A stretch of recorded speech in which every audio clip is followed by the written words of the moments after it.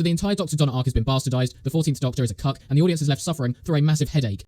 The new Doctor Who has actually been really good, as well as bringing back some old classics like David Tennant's Doctor, Sylvia Noble, and Paddington Bear.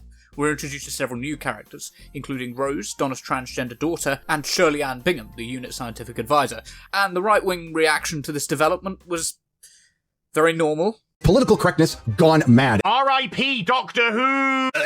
You have killed the show. There goes their gayness. What a pile of trash. You couldn't pay me to watch this shit anymore. You know, whilst I don't watch Doctor Who anymore, Piss off the audience, the people that matter, and it's a success!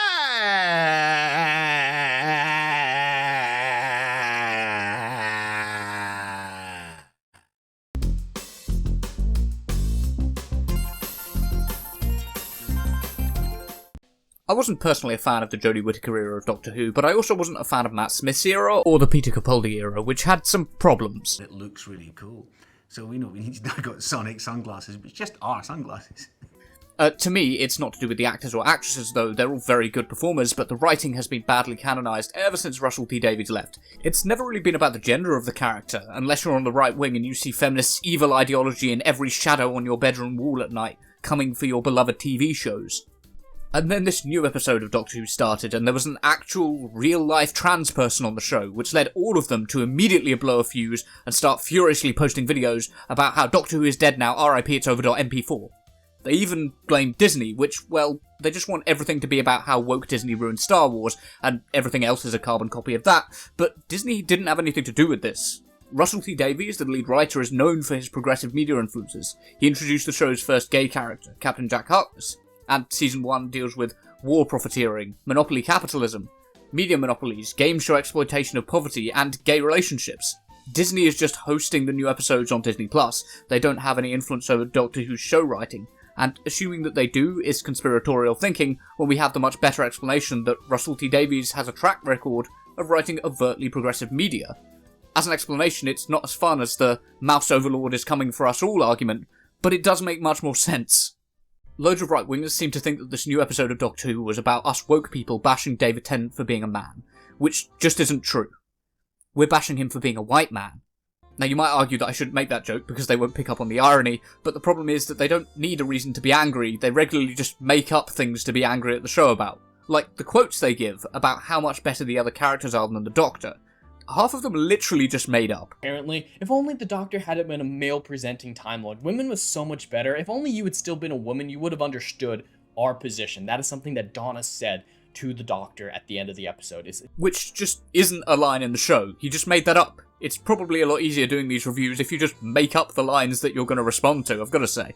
We know everything. You know nothing. That's a really good start with, the star of your show for 60 fucking years. They do say that the Doctor knows nothing, but this has always been part of Donna's dynamic with the Doctor. Her whole thing is ripping the Doctor to shreds in a humorous way. Yes, we know. We know everything. Thanks. And you know nothing? This is her poking fun at him as her friend. I can't really fault them for not understanding this, as I too am a reclusive Whovian Winternet Eardo? I can't really fault them for not understanding this, as I too am a reclusive Whovian internet weirdo with no friends, but I'm reliably informed that this is something that people who have friends actually do. They banter with each other.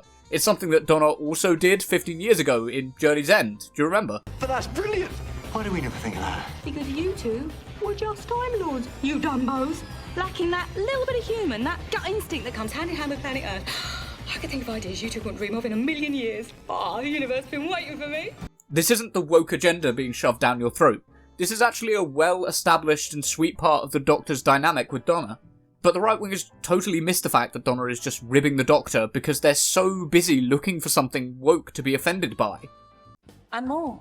And if that wasn't enough, they brought David Tennant back to a 60th anniversary special, which really didn't celebrate the show at all, to dress him down. I do know that people love David Tennant's Doctor, and he gets a lot of love and a lot of respect. And they were bringing him back, and apparently it was all to just shit all over him. bashing men is a common theme with these woke productions today. The scene that's got a lot of people talking in this Doctor Who special, and again, not in a good way, is where the Doctor is told the power that he has, he can give away. But as a male-presenting Time Lord, he wouldn't know that. I don't really think it's bashing men to point out that men and women have different perspectives on the world because of how they present. different perspectives on the world give us different solutions based on different experiences. This is an idea that Doctor Who has explored before in Evolution of the Daleks, where Dalek Sec can see a different perspective in his human Dalek form than the other Daleks can see. Not just because he can now reach the top shelf in Tesco, but because the different expression and perspective allows him to see different possibilities for their future. The Doctor can only embody one expression at a time, through each of his regenerations, but those expressions lend different perspectives, and the one which the Metacrisis Dr. Donna could see at that time allowed her and Rose to release the Metacrisis. In this scene, they're teasing him about what he couldn't see, which is actually a tradition for the Doctor and his companions. A huge metal circular structure, like a dish, like a wheel, radial, close to where we're standing. Must be completely invisible. What? What? What is it? What? What are you dressed like that for? I'm going temping bowling. What do you think, Dumbo? Doesn't make us invisible, just unnoticed. Oh, I know what it's like. It's like when you fancy someone and they don't even know you exist. That's what it's like. Come on! You too, huh? And it's important to have friends that you can joke around with. Hollywood Scholar likes to get together with his friends and make up things about Doctor Who that didn't happen. It's funny. 60 minutes ago, I was this really brilliant woman. And now I've got this old face back again. I mean, why? And then all it does is campy music and say, oh, it's this brilliant woman. She'd probably be able to handle the situation better. Like, they don't actually say or imply that Jodie Whittaker's Doctor would be able to handle this situation better. He just completely made that up. It's like they hear a woman being praised and think that that means that a man is being bashed or berated. I've got this old face back again. The hate towards white males was overboard in this special R.I.P. Doctor Who. Along the same lines, it's never said or implied that Rose is better than the Doctor, but this is an idea which the right-wing reviewers are just obsessed with. Turns out when Donna had a child, she passed down her Metacrisis Time Lord energy to her daughter, making it the most powerful Time Lord of all. I mean, you can cry and whinge and put inverted commas around her name, call her it, whatever. Like, she is now a star in one of the biggest shows in British television history. And you're a guy on the internet in your 50s who keeps getting trolled by people putting trans charities in your wiki page. To everyone else watching this, don't let this man's transphobia get to you. He's a gormless idiot who seems to think that these guys were the heroes. Like, these are the people he identifies with. But he's also just making shit up to be mad about, which makes him look particularly stupid. Like, he's such a perpetual victim that he thinks that the show was holding Rose up and saying that she was better than the Doctor or more powerful. But this just never happens. It's a figment of his imagination. He's so obsessed with the woke agenda that he started creating his own woke agenda in order to be angry about it. He's literally become the old man shouts at cloud meme. Who responds to the line binary said by Donna with non-binary. But folks, the show is impartial. It doesn't side with any group exclusively. So they're both doctors. They're both Time Lords, part human, part Time Lord. But Rose is so much better than both Donna and the Doctor because Rose is trans. You heard me correctly. The Earth, or at least London, is saved because someone has a trans superpower. I'm not kidding. Rose's superpower is the fact that Rose is trans and non-binary, and the Dr. Donna and the Doctor are just screaming jubilantly saying, it makes so much sense! The Dr. Donna!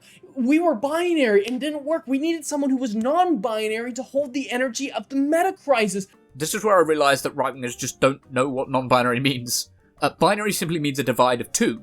Rose is not non-binary, but she does break the binary. Binary as in two, the Doctor and Donna. Adding Rose means that the Metacrisis is no longer binary. She's not saying that she is non-binary. Her superpower is that she shares part of the Doctor's Metacrisis with her mother, not that she's trans. It's a tripartite Metacrisis rather than a binary one, so it's a non-binary Metacrisis. And Rose even said, male or female, I am neither, and I am both. And I am so much more, saying that trans is better than human. Canonizing non-binary as a superpower. The line was, we needed someone who was male nor female, but neither and both, and so much more. Being non-binary is more than human. Unfortunately, this is another case of the angry vein in your forehead blocking your vision when you see a trans person, because the line isn't that trans people are better than humans, or that Rose is genderless. The line is that the Doctor is male and female and so much more. We're binary. She's not, because the doctor's Male and female. And neither. And more. They're super angry and shocked over a line that doesn't actually exist. There goes their gayness. I love that line because you can just see how desperate he is to contribute something to the discussion that he's done no research on. Like, these other two, like, haven't seen the show. And that's what he came out with. There goes their gayness. I have to admit, though, that it wasn't as bad as this guy, who seemed to think that they were encouraging the Doctor to let go of his own power, which just didn't happen. They never once suggested it was better for him to let his power go. Why would the Doctor give up power? He's strong, masculine, intelligent, and has a duty to do good with it. He literally, without exaggeration, saves the universe from evil. And you're like, oh, why don't you give up that power, and so that weaker people can come along and murder everybody? Are you insane, evil, or just stupid? I genuinely don't know. The Metacrisis was literally killing them, which is the whole reason they let go. But they didn't encourage the Doctor to do the same. There's no reason for him to. That was actually the plot of The Family of Blood and Turn Left and a few other episodes. I do sometimes wonder if these people have actually seen the show that they're supposed to be reviewing. The story of the Metacrisis was actually a really good one, where Donna shows that she would literally do anything, even die for her daughter, and it shows so much development from the more self-centered Donna that we first meet in Doctor Who. She's given away millions to charity and sacrifices herself to save others, and her love for Rose is just heart-wrenching. If, however, you can't see past the fact that Rose is trans, you completely miss all that, and you have to start making up things to be annoyed about. Do you want to see the Doctor corrected after a misuse of pronouns? This is where the episode really falls off. The Doctor gets lectured on how to address people with the correct pronouns. They're referring to this scene where Rose says that the Doctor shouldn't assume that the Meep is referred to as he. Meep. Yes, the Meep. I promise I can help him get home and then you'll never see me again. You're assuming he as a pronoun. True. Yes, sorry, good point. Are you he or she or they? What they all seem to have missed is that the Doctor's reaction is what's being shown here. He responds with a simple nod and like a concession, saying it was a good point. You'll notice that he doesn't immediately turn round to tell the 15-year-old child to stop shoving her woke agenda down his throat and how it's all made up because pronouns don't really exist and wokeness ruined Star Wars for him. The message being sent here is not to overreact if you're corrected about pronouns. It's not a big deal. Rose's lines probably weren't the best for this, as they did seem more focused on correcting the Doctor than being concerned about the correct term to address the Meep by. In the scenario, she could have addressed the Meep directly and said, "Is that correct? Do we call you he or she?" And it probably would have felt less preachy, but the controversy was probably the point. Russell T Davies was probably banking on the fact that triggered right-wingers would overreact and generate more views for the show overall. It's actually quite a good marketing strategy. When you think about it, it is interesting to have an entirely genderless character who is then revealed to be a villain. It's interesting to see the absence of gender be one part of a larger story rather than the whole story in itself, which is what these people seem to imagine that it is. But Russell T Davies is clearly stating that not every gender diverse character is good or a hero, and they're not flawless. It's just another aspect to the story which exists. It's background information, it's context. The Meep was a great villain, and Miriam Margolyes did a great job portraying that sense of cheesy antagonist who hides behind a cute persona. It was really great. Well, if you're left-wing, anyway. If you're right-wing, there's probably some ambiguity about whether you should identify with the Meep or not by the end of the show. I should probably clarify for the people like this guy, the Meep was actually the bad guy. I know it's confusing because the lines make the Meep sound a bit like our former Home Secretary, but you're not supposed to identify with the Meep. Just clarifying for the anti-woke crowd. So, unique pronouns. That was obvious political propaganda. That was the chief priority of that scene, and most of the episode was to teach people about trans wording, transgendering, and all sorts of stuff like that, that it was not subtly included, not subtle whatsoever. Of course, there have been slight political aspects to episodes in the past, including Russell T Davies' initial runs, but they were always integrated into the story in more of a philosophical degree. They were much more subtly included, and they left a lot up to the audience to come up with and see how they would feel about a situation, rather than beating them over the head with the right thing. The problem is that the political episodes of Doctor Who have never really been afraid to pick a side and be quite blunt about it. The Doctor is famously a pacifist who refuses to wield a gun, objects to Mr. Connolly assuming that Mrs. Connolly should do the housework, and openly badmouths capitalism in the Oxygen episode. And then there's this great line about slavery in the British Empire. A great big empire built on slavery. It's not so different from your time. Oh, I haven't got slaves.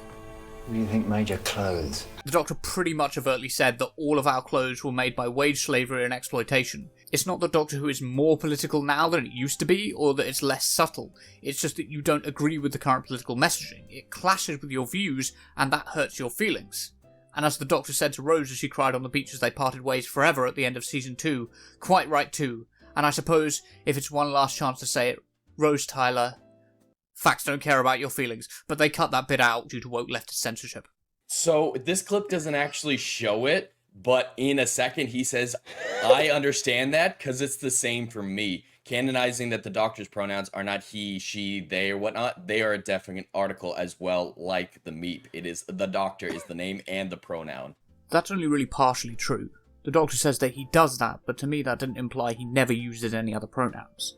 My chosen pronoun is the definite article. I am always the meep. Oh, I do that.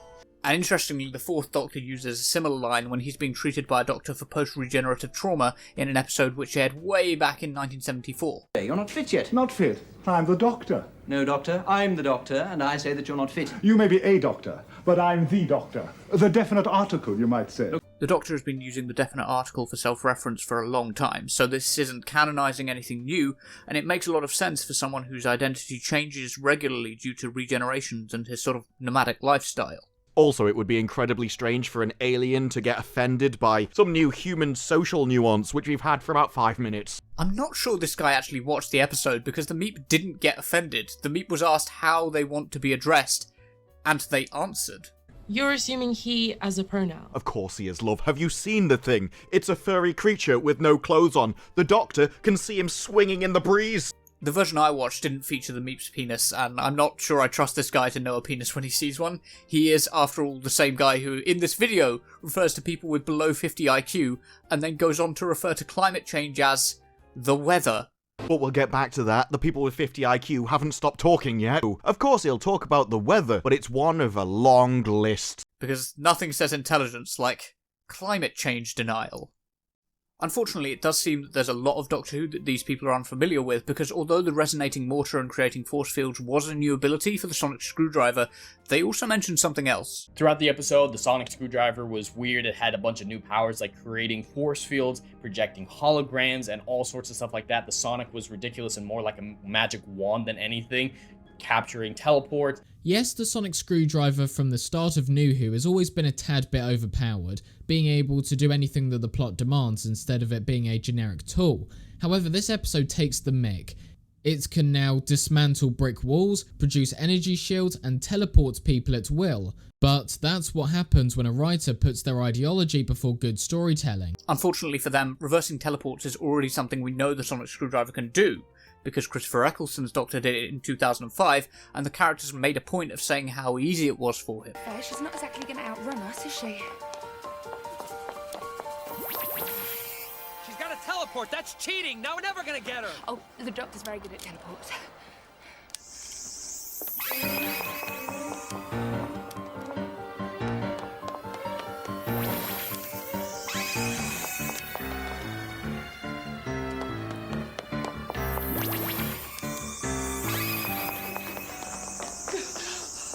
I could do this all day. It's not a big deal in itself that they didn't know this, but it would be good if they could pay attention to the history of the show instead of just spending all their time complaining about how woke it is. I feel like this is a detail they could have picked up on if they hadn't been so obsessed with the idea that the show is woke and therefore it's breaking with the established canon. Okay, let's talk about wheelchairs. One of the people that most upset right-wing reviewers was Shirley Ann Bingham, the unit scientific advisor that we're introduced to in this episode. She has an interesting dynamic with the Doctor, managing to spot him when he was hiding from the rest of UNIT and being largely uninterested in his pseudo-celebrity status. She could be a really interesting character going forward. There was a wheelchair character who we'd met earlier who was just there previously for exposition, which seems to be 90% of the dialogue that isn't trans-related is exposition related. And the person in the wheelchair, she even said, I will hold off UNIT, you guys do what you need to. She held off an entire elite military squad driven to mania by psychedelic sun rays because she had missiles in her wheelchair. You lot run. I'll fight them off at the lift. You're gonna fight them off at the lift? What are you gonna do, turn into Tony Hawk and start skating up half pipes to dodge the fire? There's a certain lack of creative imagination which sci-fi bros only tend to apply when the characters are one that they don't like or don't agree with, and this is very much a play with Shirley. Now, it's already been established that she has missiles in her wheelchair and that she's incredibly intelligent and resourceful. My guess is that her plan isn't to meet the soldiers head-on, but throw down some smoke grenades, maintain suppressive fire, or better yet, hack or destroy the controls of the lift and trap them inside the lift. She's a trained member of Unit 2 and a science and tech expert. It shows a lack of imagination to imagine that every fight has to be fought directly. The Doctor himself almost never engages with anyone in direct combat. Not because he's incapable, but because it's poor strategy. This is even more the case with Shirley, so it's not unreasonable to assume that they weren't talking about a direct confrontation. But their problems with the wheelchair didn't end there. Boys? Now let's not think about how somebody in a fixed wheelchair could aim. It looks like they can be controlled with a trigger mechanism that she puts her hand on. The darts are actually fired one at a time as they make two distinct sounds. So it's definitely possible that she could have control for rotation and elevation from where her hands are, and she just adjusted after firing the first shot. Remember that she says that all unit wheelchair users have weapons in the body of the chair, so presumably they're all trained with these weapons like any soldier and they can adjust and aim them just fine. It's also not unreasonable to think that they might have some sort of aim assist, like Iron Man's auto-targeting rockets, that can lock onto and confirm targets using facial recognition. In a sci-fi world, a wheelchair with weapons in it isn't really all that mind-blowing. Don't just fire darts, mate. Now, of course, if we're going to fight off an evil empire, we need to know Newton's third law. Every action has an equal and opposite reaction. You sit in a chair and fire a rocket that way, she's going to fire herself backwards down the hall. Unfortunately, you're thinking more like how a simple cannon or gun works than a jet-propelled missile. You see, a missile has its own fuel source, so it wouldn't need to be propelled from the wheelchair. It can get around the problems associated with Newton's third law of motion by performing what's known in naval missile jargon as a cold launch. This is where a small amount of gas is used to propel the missile out of the tube like a dart, and then the jet fuel inside the missile fires up once it leaves the tube to fire it towards its target. So the gas pushes it out of the wheelchair, and then the powerful propellant kicks in once it's away from Shirley's wheelchair. This solves the recoil problem without much issue at all, and most ICBMs and SLBMs are launched this way because they would damage their launching systems if they fired inside the launching tube. Or barrel. Is it a barrel? I don't know, I didn't do enough research to find that out.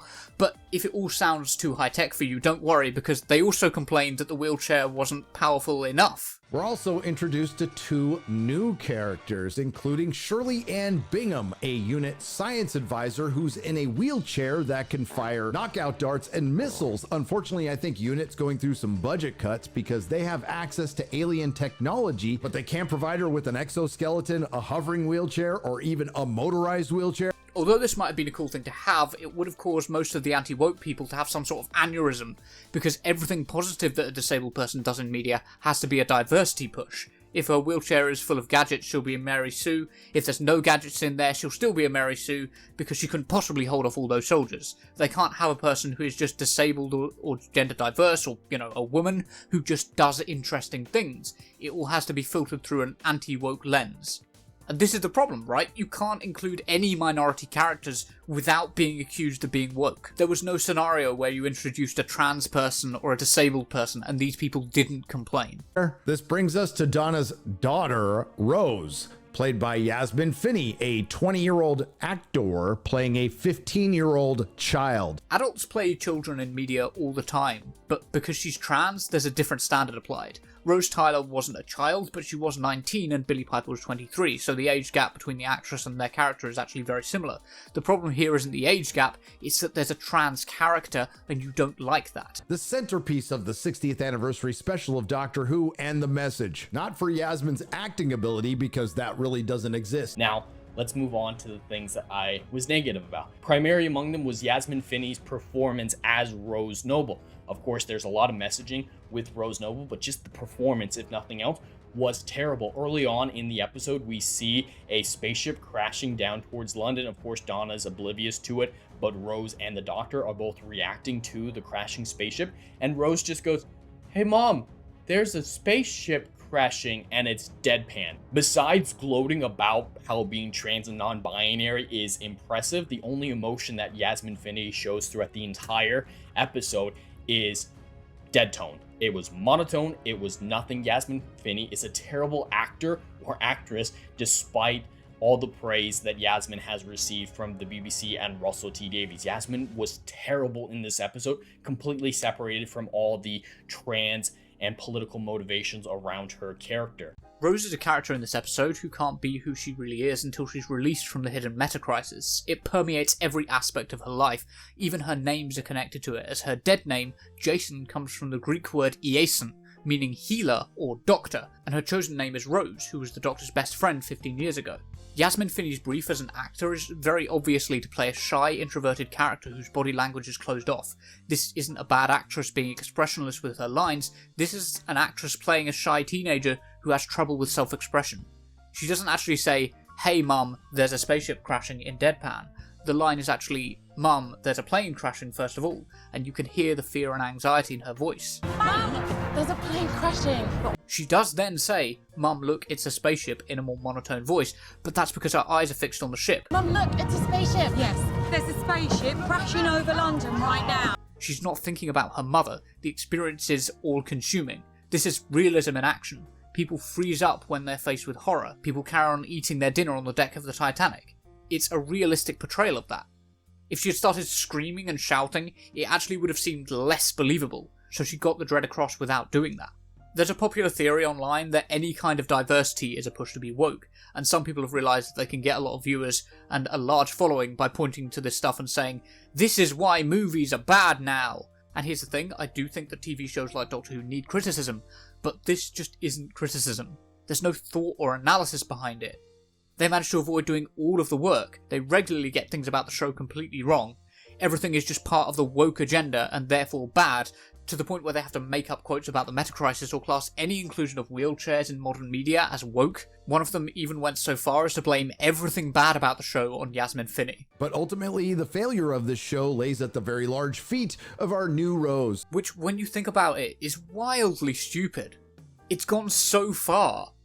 Weird body-shaming transphobic tropes aside, it's so disconnected from reality to blame one actress for everything bad about a show.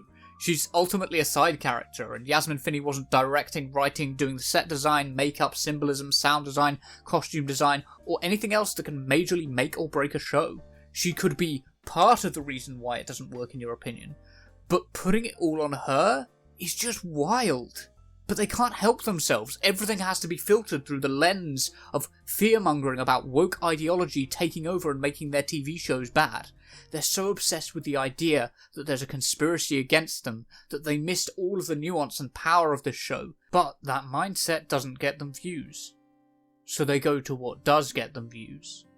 And in doing so, they deny themselves the enjoyment of what was a really great story, probably one of the best we've seen out of Doctor Who in the past decade. And they denied themselves all of that enjoyment just to keep the rage clicks rolling in.